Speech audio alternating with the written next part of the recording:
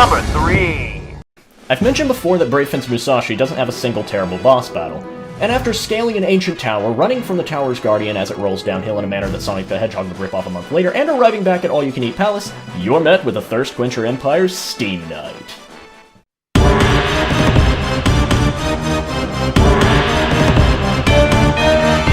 Now this is how you do a first boss right, Square Enix. Right from the get-go, Steam Knight proves how much of a thorn he'll be in your side with a giant ball and chain, which he'll gladly throw onto your face. Only thing is that it leaves him open for attacks. Charging in blindly won't do you any good here, as the Steam Knight's legs will blow you away if you do so. Instead, you have to go after its legs between attacks. After damaging its front legs, the Steam Knight's true weak spot will be exposed, by which you strike it and quite literally proceed to throw the machine through a castle wall. Musashi confirmed from Metal Gear Rising 2 protagonist. This commences the second phase, which is quite similar to the first phase, but now he'll throw his ball and chain into the pillars to cause more chaos for you. You're free to use the pillars as an extra weapon against the Steam Knight's second set of legs, but it won't be long before you go Beast Mode Gutsman on it a second time. But this time, the Steam Knight has had about enough of the grueling battle. The Steam Knight will continue to swing his ball and chain around, but now he might fake you out by destroying some peasants' houses. Jerk. Just continue your previous strategy and the Steam Knight will fall, just to be followed by a majestic one-liner and finisher. Hey, you forgot something! Man, that never gets old. Number 2. Hey, Mavi! Yes, Kit? Aztec Falcon's next! Well, this is gonna suck. With a series like Mega Man Zero, which is certainly known for its difficulty, you wouldn't expect the first boss of the original game to be one of the toughest, but Aztec Facepalm manages to be a headache in the making from the get-go. The first problem with this battle? The scenario. Aztec Falcon has some resistance soldiers trapped at the bottom of the room, and both you and him are standing on a moving platform with spikes on the bottom. You know what that means, right? Arbitrary time limit! The time limit you're forced to work with is just barely enough. And by that I mean just barely enough regardless if you mastered the game's controls within the 20 minutes it took you to get here. Asinine Falcon's attack pattern mainly involves swooping from one end of the arena to the other, firing off electric feathers to keep you from charging head-on with the Z-Saber. And to make matters worse, one of his attacks involves him opening up his arm blade and turning it into a makeshift electrified magnet. And since you're a robot, you can guess how that's gonna turn out.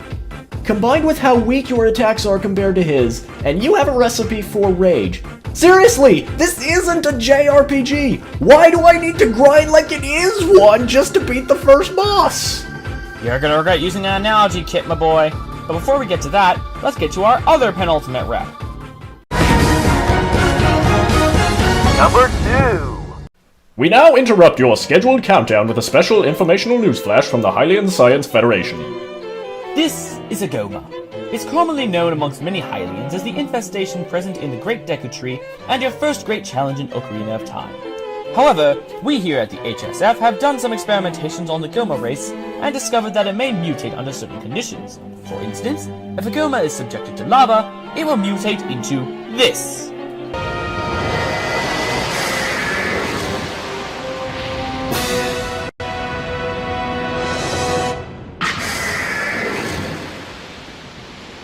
If that isn't an intimidating entrance into battle, I think you need to have your eyes checked. And that's not the only visual flair that goes on with the battle against Wind Waker's incarnation of Gohma. In a way, this is a two-phase battle. In the first phase, you need to use your grappling hook to grab onto Valu's tail and pull on it hard enough so that it crushes Gohma's head and cracks his armor. After this is done 3 times, Gohma's officially vulnerable to your attacks. Sure, it's not the hardest battle in the Zelda series, but there's an almost indescribable rush you get from channeling your inner Indiana Jones, especially if, like a certain much-loved Brit, you use the grappling hook to do all the damage. What is it with Zelda bosses being defeatable with obscure weapons? Ganondorf and Ocarina of Time? The bottle! Ganondorf and Twilight Princess? A fishing rod. And now this! At least this one makes sense, given that you already used the grappling hook in the first phase, and I wouldn't have it any other way. By the way, Mavi. Yeah? That's 1 giant arthropod, 3 robots, 1 giant insect, an angry tree, a biologically altered tiger, and a motorized vehicle with a drill. What could we possibly have left to top all of that? Well, we're about to find out. But that means one thing, unfortunately. It's time for the #1 worst first boss.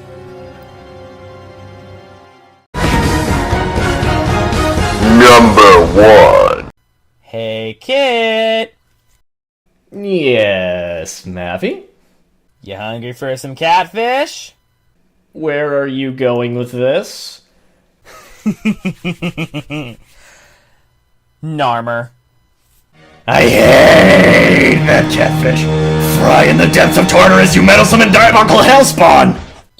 Well,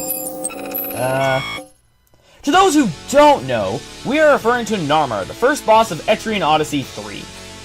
Basically, at this point in the game, your novice group of explorers gets blocked off by the government of Armor Road, telling you that if you want to go further, you need to slay a creature that they purposely deem as impossible for beginners. Which leads to the first issue with Narmer. He's an absolute coward. He flees your party constantly, forcing you to sneak up on him so he doesn't run away. And that's just the first of your problems. You always get the advantage of a preemptive attack against Narmer, but you'll quickly find out that this is an advantage that's about as useful as a stick. Narmer hits like a truck, and some of his attacks can blind your entire party, ensuring that you won't be able to land a single hit on him while he utterly destroys your party. And let's not forget that he occasionally uses an absolutely annoying attack where he dives into the mud. He goes into 1 of 6 spots, and if you fail to hit the right one, he goes into another hole. Fail a second time, and he unleashes Earthquake, which might as well be an insta-kill attack. And remember how we said he was a coward? Well, once you beat his obnoxiously long health bar down to the halfway mark, he runs away from the battle, infesting the floor with bog lurkers and running away again. But here's one of the worst parts of the battle. For every step you take trying to get back into battle with him, he regenerates that much of his health back. So you'd better pray you don't enter a battle with a bog lurker, because if you do, it's guaranteed that Narmer will have a lot of his health back when you fight him again. Once Narmer's health starts reaching the critical zone, he decides to be yet even cheaper by adding a new attack, simply flailing around like the magic crap he is, dealing multiple hits of stupidly high damage with the potential to take out half of your party. But the absolute worst part about Narmer is his rare drop. Long story short, it requires you to beat him with one party member! Atlas, why? At the time you reach Narmer, you'll be around level 13. You want to know how long it took me to just barely skin this catfish? Level 22. Level 20 freaking 2. That's halfway to the default level cap. Long story short, Narmer is awful. He's an absolutely awful way to introduce the player to Etrian Odyssey 3, and he is easily the worst first boss we have ever experienced. This fight is a terrible amalgam of cheaply powerful attacks, annoyingly cowardly tactics, and forced grinding to ridiculous level. Anyone that's played this game will tell you that this thing is an abomination. And just looking at him, We'll be right. We'll be right back. I need to calm Kit down. Kit, big happy thoughts. Hey, put that couch down. Number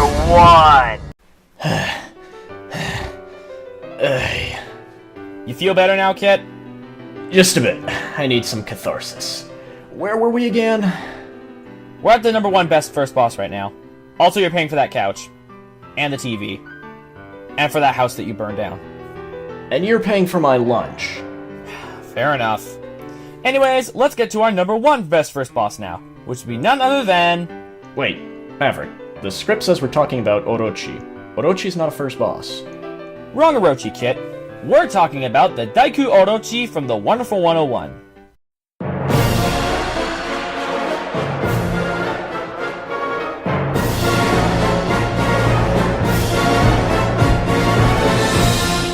A first boss's main priority is to set the tone for the rest of the game, not just other bosses. And with a game as over-the-top and action-packed as the Wonderful 101, the Daiku Orochi certainly sets a sterling standard. I mean, prior to this boss, the Wonderful 101 was a pretty good game, but it's at this boss when people went from liking the game to absolutely loving it. And just the design of this boss alone can prove that. I mean, look at this thing. It's a cyborg space Orochi.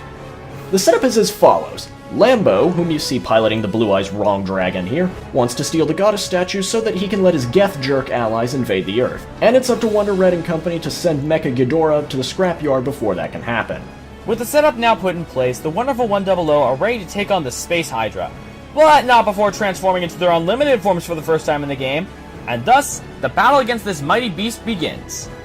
Rather curiously for a first boss, the battle against Daiku Orochi is broken down into multiple phases, and during the first, you must pilot the Virgin Victory through the city and after Metal Madness Mach 2, avoiding both its attacks and many buildings in the process. Should you fail, you don't have to worry about the boss's health bar resetting either. Think of it as a not cheap version of Kit, let's not bother bringing that up, for the sake of everyone's sanity. And again, this is simply the first phase. Once you deplete the beast's health, you have to shoot the Virgin Victory's anchor at Orochi's tail, giving your team a way to cross safely to it. Or at least, safely until Lambo notices you and Orochi flings you off its tail. Thank goodness for QuickTime events. The battle quickly takes a page out of Shadow of the Colossus as you struggle to where two of its heads are not happy with your presence. From here, all you need to do is hack away at the two heads until more QuickTime events occur, eventually allowing you to take control of one of the serpent's heads, using it to rid the beast of all but Lambo's perch. Just as Lambo begins his angry monologue, he accidentally crashes into a building, leading to the next phase. Here the music changes to the truly epic Table's Turn, and the time limit begins to save the goddess statue before it hits the ground. Thankfully, the time limit is very kind. You're gonna have to be quick on your feet, as you need to be sure to react in time when Orochi tries to eat your platform. Oh yeah, and you also need to throw explosive canisters at Orochi to hold him back. After you get to the goddess statue, you're just two QuickTime events from the final phase. With the final head of the Daiku Orochi destroyed, Lambo prepares to use his Decno Bow to finish you off personally. Fortunately, you have Wonder Blue and his Valiantium Blade to take care of that. And once you deplete his health to 0 one final time, you enter a sword clash with Lambo, preceded by the loss of his Energy Blade. Quickly, you must rebuild the goddess's bow and launch yourself through Lambo, grab the Decno Bow via Unite Hand QuickTime event, and... Say, Navi, you know what this reminds me of? Well, this is a Platinum Games game after all.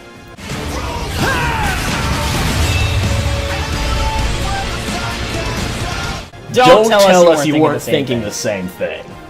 You heard us correctly. Daiku Orochi is the first boss, but it has all the flair and attention to detail that you'd expect out of a final boss. Just what to expect from a game as insanely over-the-top and awesome like the wonderful 101. I'm the One-Winged Angel. And I'm the Kitsune Hawk. And more people really need to play this game.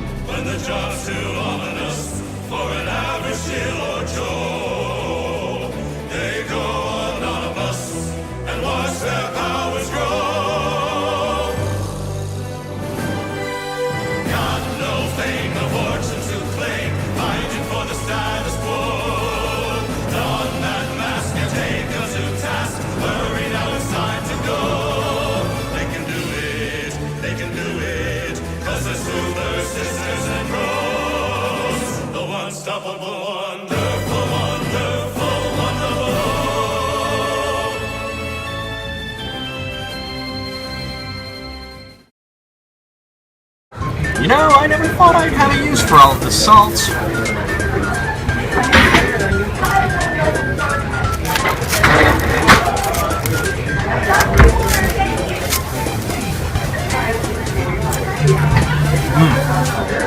Delicious revenge.